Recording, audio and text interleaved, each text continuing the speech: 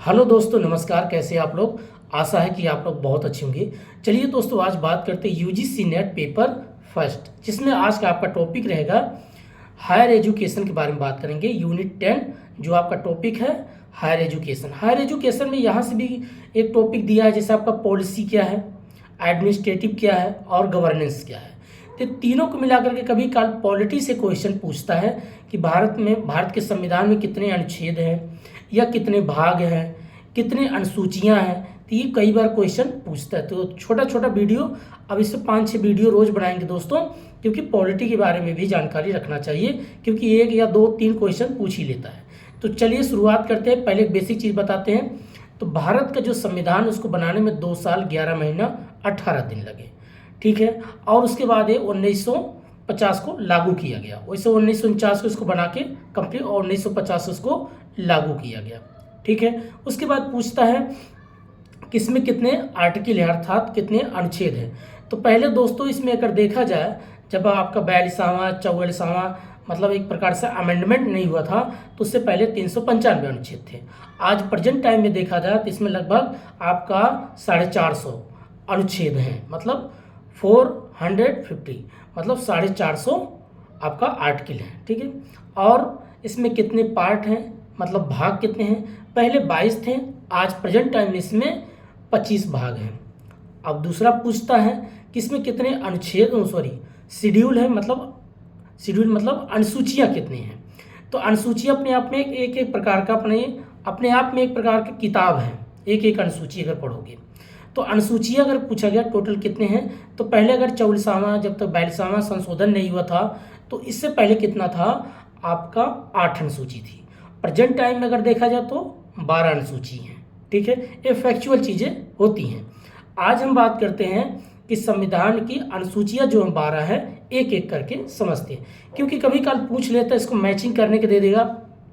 अनुसूची 2 लिख दिया, अर्थात शेड्यूल 2 लिख दिया, और उसे आगे पूछेगा बताइए इसमें क्या इसमें कौन सी बात को लेकर के व्याख्या किया गया है, दे देगा। जैसे आपका शपथ या वेतन, तो आपको अगर याद है तो मैचिंग कर सकते हो। तो चलिए एक एक करके आज समझते हैं। पहला इसमें जो आपका होता है अनुसूची नंबर 1, अर्थात शेड्यूल नंबर 1। तो इसमें पहली चीज़ की बात किया गया है, किसी भी देश का या किसी भी राज्य का एक भौगोलिक सीमा क्षेत्र होना चाहिए, अर्थात राजनीतिक उसका एक बाउंड्री होना चाहिए। क्योंकि ये भारत एक संप्रभु हो गया, किसी के अधीन नहीं है, अब ये स्वतंत्र है, किसी के ऐसा नहीं है कभी इस पे कोई देश इस पे को गुलाम बना सकता है, या भारत ने किसी दूसरे राज्य का सीमा पे अपना अधिकार जमा रखा, ऐसा नहीं है। भारत एक प्रकार से क्या कर दिया, संप्रभु है। और ये जो है इसकी सीमा क्षेत्र की एक निर्धारित कर दिया गया। जैसे भारत पाकिस्तान का बंटवारा किया गया, तो बीच में एक रेड क्लिफ लाइन हो गया है। भारत और अफगानिस्तान के बीच में जो लाइन खींचा गया डूरंड हो गया है। भारत और चाइना के बीच में जो लाइन है मैकमोहन हो गया, और भारत और बांग्लादेश के बीच में 0 लाइन बाउंड्री हो गया। तो इसी प्रकार से क्या कर दिया, भौगोलिक सीमा क्षेत्र की बात करता है। अनुसूची 1 हो गया। दूसरा होता है इसमें आपका वेतन की बात करता है। वेतन में सैलरी, जैसे आपके देश के प्रधानमंत्री हो गए, देश के राष्ट्रपति हो गए, कैबिनेट मंत्री हो गए, मंत्री हो गए, तो ये सभी प्रकार के, चाहे आप मंत्री परिषद हो, दूसरा जैसे आपके आईएएस हो गए, आईएफएस हो गए, गवर्नमेंट सर्विस में जो लोग जॉब करते हैं, उनके लिए भी क्या होता है, वेतन निर्धारित किया जाता है। अभी जो वेतन निर्धारित किया जाता है तो कौन सी अनुसूची में आता है, 2 में। अब तीसरी बात करते हैं। तीसरी बात होती है कसम मतलब ओथ की बात करते हैं, कि जो शपथ लेते हैं। तीसरी अनुसूची बात करता है शपथ की। अब ऐसे समझिए कि अगर कहीं पर आप नौकरी करने जाते हैं, किसी ने पूछा भाई कि आप डायरेक्ट थोड़ी है कि लिखा पढ़ी कर लेंगे, पहले पूछेंगे भाई अगर मैं काम करूंगा, यहाँ मैं पढ़ाने आऊँगा, तो आप मुझे कितना वेतन दोगे। पहली बात तो आपकी सैलरी बात होगी, तो बोलेंगे ठीक मैं आपको पर आवर के हिसाब से 1500 रुपया दूंगा, 2000 रुपया दूंगा पर आवर के हिसाब से। तो एक प्रकार से क्या हो गया, वेतन। तब उसके बाद आप लिखा पढ़ी करेंगे, तो ऐसे समझिएगा। तो दूसरी मतलब वेतन की बात, ठीक। तीसरे में क्या हो गया, अब लिखा पढ़ी हो गया, अर्थात अब कसम हो गया, एक प्रकार से ओथ ले लिया गया कि ठीक है मैं आपके यहाँ संस्था में 2 साल 3 साल तक एग्रीमेंट ले लिया, मैं पढ़ाता रहूँगा। तो एक प्रकार से क्या हो गया, ओथ हो गया, शपथ ले लिया। तो शपथ लोग लेते हैं, जैसे कोई चुन करके मान लीजिए लोकसभा सांसद बन के आते हैं, तो दिल्ली के पार्लियामेंट वहाँ पर लोग कस्में खाते हैं कि मैं आज इस संविधान का कसम खाते हुए आर्टिकल 20 अनुसूची 20 इसके तहत मैं देश के संप्रभु होते हुए, देश के अधीन होते हुए मैं तन मन से तरह तरह के अपने लोग बातों को रखते हैं और कसम लेकर के अपने सीट पे बैठते हैं। तो ये आपका हो गया तीसरा मतलब ओथ की बात। चौथी बात होते इसमें राज्यों की सीटों की आवंटन। अब राज्यों की सीटों की आवंटन, जैसे किसी भी राज्य में, जैसे आपका उत्तर प्रदेश हो गया, बिहार हो गया, झारखंड, जैसे हमारे टोटल 28 राज्य, पहले 29 हो गया था, बीच में जैसे जम्मू कश्मीर था उसको अब यूटी बना दिया गया था, तो एक प्रकार से 28 राज्य हो गए। तो 28 जितने हमारे राज्य हैं और जो भी हमारे पास जैसे पहले 7 अनुसूचियाँ थी, 7 यूटी थी, अब उसको 8 यूटी बना दिया गया है। तो एक प्रकार से अगर देखा जाए तो हम क्या करते, केंद्र शासित प्रदेश हो चाहे राज्य हो, तो उनमें सीटों का आवंटन किया गया। क्या सीटों का आवंटन, कि लोकसभा में कितनी सीटें होनी चाहिए और राज्यसभा में कितनी सीटें होनी चाहिए, उसको निर्धारित किया गया। और किस बेस पे किया गया है दोस्तों, ये जनसंख्या के आधार पे। जैसे यूपी में जनसंख्या अभी 25 करोड़ बताते हैं लोग, वैसे जनगणना किया जाएगा तो कम से कम 28 करोड़ ही नजर आएंगे। तो अब यहाँ पर सबसे ज़्यादा आबादी है, उसी आबादी के हिसाब से, जनसंख्या के हिसाब से क्या होता है, डिस्ट्रिक्ट बनता है। अब डिस्ट्रिक्ट अगर ज़्यादा होगा तो सबसे ज़्यादा वहाँ पर ब्लॉक बनेगा, गांव बनेगा, नगर पालिका बनेगा। तो एक प्रकार से क्या होगा, यहाँ पर सीटें ज़्यादातर अवलोकन किया गया है, एक प्रकार से रखा गया है। तो इसलिए जैसे उत्तर प्रदेश अगर लोकसभा की बात करें तो 80 सीटें हैं। तो ये जो होता सीटों का आवंटन किसमें किया गया है, चौथी अनुसूची में। आता है पांचवा अनुसूची में क्या होता है दोस्तों, यहाँ पर जो आपका अनुसूचित जाति, अनुसूचित जनजाति लोग होते हैं, इनके लिए क्या किया गया, एक प्रोटेक्शन किया गया है, एक प्रकार सुरक्षा मुहैया करवाई गई है। एडमिनिस्ट्रेटिव एक प्रशासनिक रूप से इन पे किसी भी प्रकार के, जैसे लोग होते हैं SC ST एक्ट होता है इनका 1991 या 1990 करके इनमें एक्ट बनाया गया। उस एक्ट के अकॉर्डिंग क्या होता है, अगर कोई इनको एक जाति करके कहते हैं कि अगर कोई बात इनसे गाली गलौज दिया तो उस एक्ट के अकॉर्डिंग क्या होता है, उन पर सजा की जाती है। इसीलिए इनके क्या किया गया है कि इनको एक अलग से प्रावधान दिया गया, इनकी सुरक्षा प्रोवाइड किया गया है। किनके लिए, अनुसूची 5 में, किसको, SC और ST के लिए। ठीक है, उसके बाद आपका आता है छठी अनुसूची अर्थात 6 नंबर में अगर देखा जाए तो बेसिक जो इसमें सिर्फ आसाम, मेघालय, त्रिपुरा, मिजोरम में ऐसे जो राज्य हैं नॉर्थ ईस्ट में जहां पर ST लोग रहते हैं अर्थात अनुसूचित जनजाति, शेड्यूल्ड ट्राइब, तो उनके लिए क्या हुआ, एक प्रकार से एडमिनिस्ट्रेटिव एक प्रशासनिक रूप से सुरक्षा प्रोवाइड किया गया है। जैसे जल जंगल जमीन के लेकर के ज़्यादातर इनका विवाद होता है, तो एक प्रकार से गवर्नमेंट इनको क्या करती है, सुरक्षा देती है। जैसे अगर प्रेजेंट टाइम में देखा जाए आर्टिकल 371 को लेकर के यहाँ पर आपका वांगचुक करके एक व्यक्ति हैं, उन्होंने लद्दाख में काफ़ी धरना दे रखे हैं। तो वही बातें क्या कहते हैं कि इस मुद्दे को शेड्यूल 6 में जोड़ा जाए, क्योंकि यहाँ पर लद्दाख में जितने लोग हैं तो एक प्रकार से वो भी जो है ट्राइब में ही आते हैं। और जो ट्राइब लोगों का होता है, जनजातियों लोगों को, जैसे उनके लिए जल जंगल जमीन की प्रावधान दिया गया है और उनकी कम्युनिटी सुरक्षा दिया गया है, ठीक उसी प्रकार से लद्दाख के लोगों को सुरक्षा दिया जाए। तो आर्टिकल 371 और शेड्यूल 6 नंबर में वो बात को रखने के लिए कहते हैं। तो अगर पूछा जाए कि शेड्यूल 6 में, करंट में भी पूछ सकता है दोस्तों ये क्वेश्चन, कि शेड्यूल 6 में ऐसे कौन से व्यक्ति हैं जिन्होंने लद्दाख को जोड़ने की बात करते हैं, कि इस जहाँ पर यहाँ पर जंगल है, ज़मीन है, पठार है या पर्वत है, इसको किस शेड्यूल में जोड़ने की बात करते हैं, अर्थात जल जंगल ज़मीन को तो शेड्यूल 6 में जोड़ने की बात करते हैं। कौन वो व्यक्ति हैं, वांगचुक। ठीक है, तो आपका हो गया शेड्यूल 6। अगला हम बात करते हैं समवर्ती सूची। समवर्ती सूची अर्थात आपका 7वां नंबर आता है समवर्ती सूची।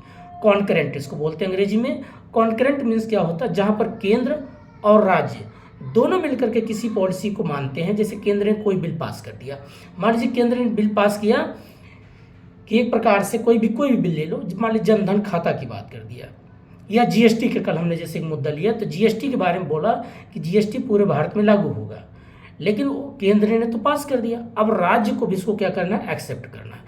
तो जब केंद्र के द्वारा कोई बिल बनाया गया और राज्य के द्वारा उस बिल को एक्सेप्ट करके राज्य भी अपने स्टेट में क्या करता है, उस बिल को अपने जो वहाँ पर विधानमंडल होता है जिसमें आपका विधान परिषद और विधानसभा, वहाँ पर डिबेट करके वो भी बिल को क्या करता है, प्रावधान को एक प्रकार से लागू करने के लिए बोलता है। तो वहाँ पर राज्यपाल लागू करते हैं, तो केंद्र में राष्ट्रपति साइन करते हैं, पास करते हैं लोकसभा राज्यसभा से। तो वैसे कॉन्करेंट क्या होता है, केंद्र और राज्य जब दोनों मिलकर किसी बिल को एक्सेप्ट करते हैं, दोनों मिलकर के चलाते हैं, तो उसको बोलते हैं कॉन्करेंट समवर्ती सूची। अब समवर्ती सूची कभी काल पूछता है किस देश से इसको अडॉप्ट किया गया है, तो ये आपको ऑस्ट्रेलिया से लिया गया है दोस्तों, इस चीज़ को याद रखना। अगला बात करते हैं शेड्यूल नंबर 8। अब शेड्यूल नंबर 8 में क्या है दोस्तों, यहाँ पर भाषा की बात कही गई है, लैंग्वेज की बात।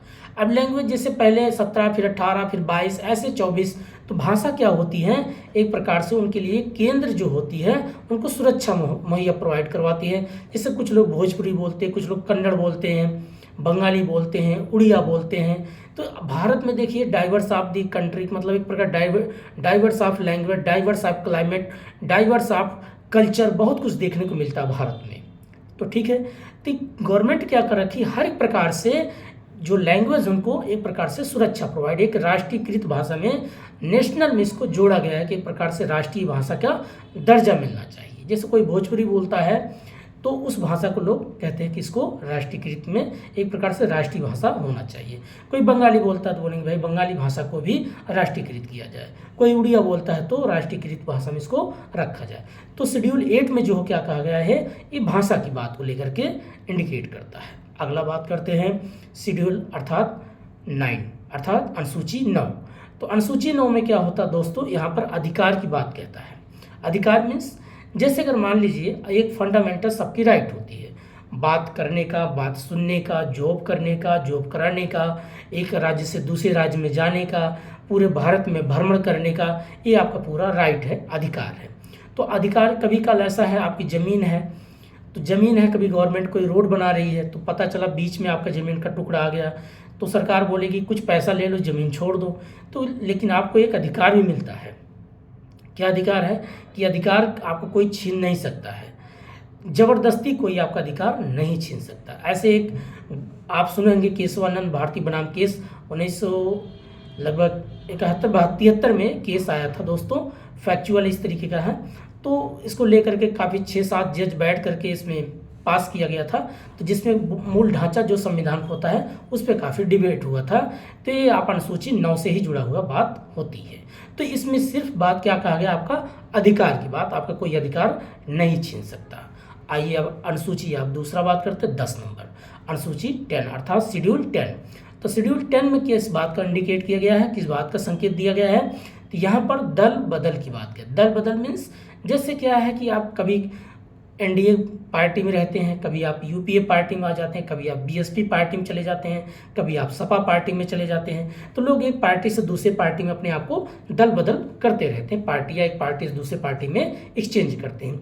ये राइट दिया गया है संविधान के अकॉर्डिंग, अनुसूची 10 में रखा गया। इसके पीछे पॉजिटिव भी बात है, इसके पीछे निगेटिव है। देखिए सिक्के की दो पहलू। कैसा, अगर मान लीजिए आप कोई पार्टी है, कोई पार्टी सही काम नहीं कर रही है, तो आप उस पार्टी को रिजाइन देकर छोड़ करके दूसरी पार्टी में जा सकते हैं।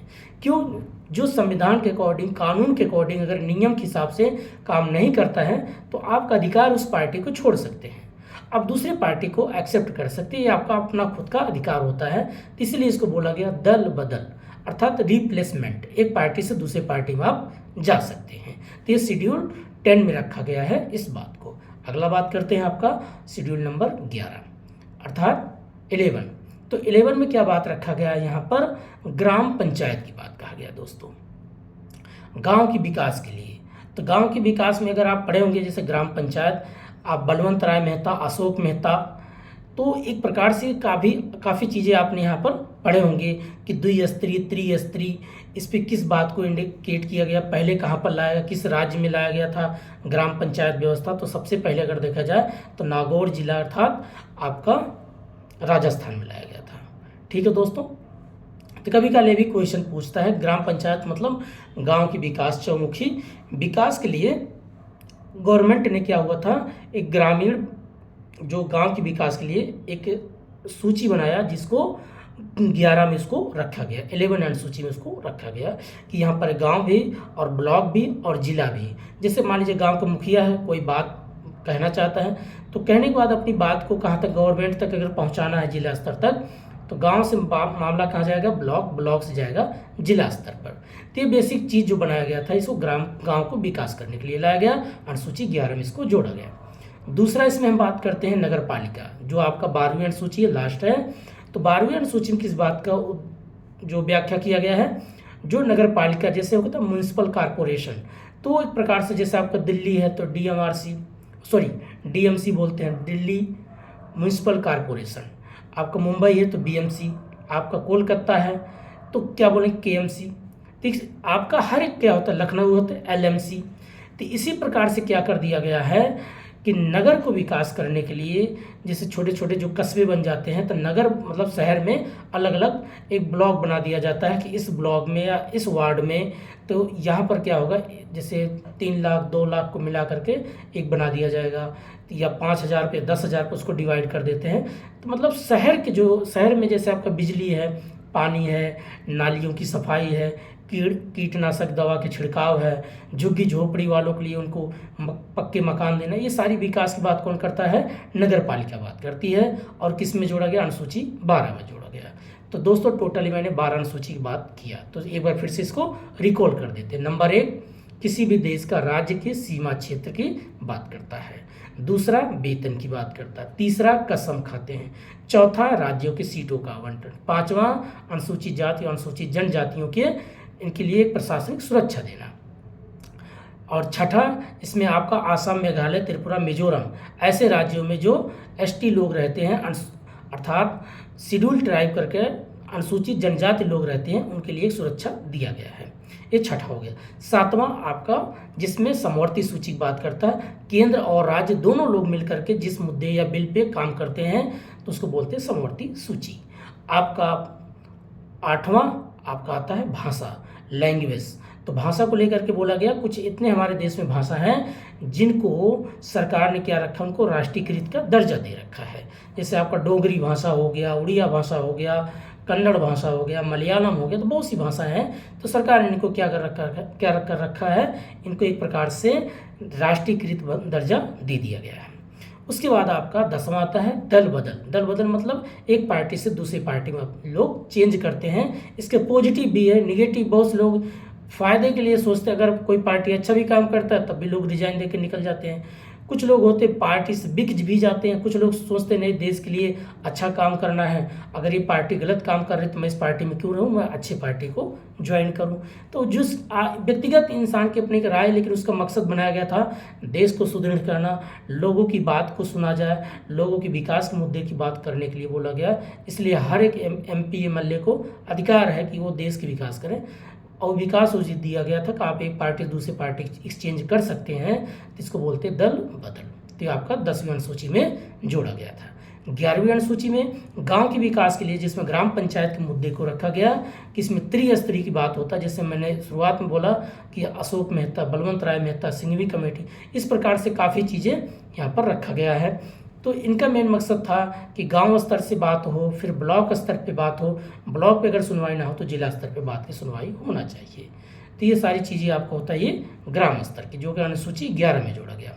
अगला इसमें आता है आपका नगर पालिका, अर्थात जैसे म्यूनिसिपल कॉरपोरेशन, जैसे बड़े बड़े जो शहर होते हैं, यहाँ पर एक प्रकार से जो चेयरमैन के चुनाव होता है, MCD का चुनाव होता है, ये आपका जुड़ा होता है किससे, नगर पालिका से। तो नगर पालिका का मतलब जैसे शहरों में नाली बनाना है, कचरे साफ करने के लिए कैसी व्यवस्था हो, उसके बाद दवा के छिड़काव करने के लिए झुग्गी झोपड़ी लोग अगर रहते हैं तो उनको कैसे पक्के मकान दिया जाए, उनके बच्चों को पढ़ाने लिखाने सरकार किस प्रकार की योजना लाती है, ये सारी बात कौन करती है, MCD करती है।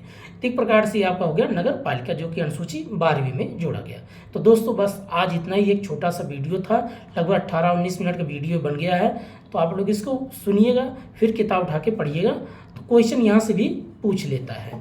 कल दूसरा वीडियो लेके आएंगे, इसमें हम बात करेंगे DPSP के बारे में, और उसके बाद संविधान के स्रोत क्या हैं, किस किस देश से संविधान का स्रोत, अर्थात जैसे पूछ लेगा कि भाई संशोधन किस जो है कहाँ से लिया गया, अमेंडमेंट किस देश से लिया गया, फंडामेंटल राइट किस देश से लिया गया, या फंडामेंटल ड्यूटीज़ किस देश से लिया गया, कॉन्करेंट किस देश से लिया गया, आपका फेडरल सिस्टम किस देश से लिया गया, संघीय व्यवस्था कहाँ से लिया गया, फिर पूछ लेगा पार्लियामेंट्री सिस्टम किस देश से लिया गया, इमरजेंसी किस देश से लिया गया है।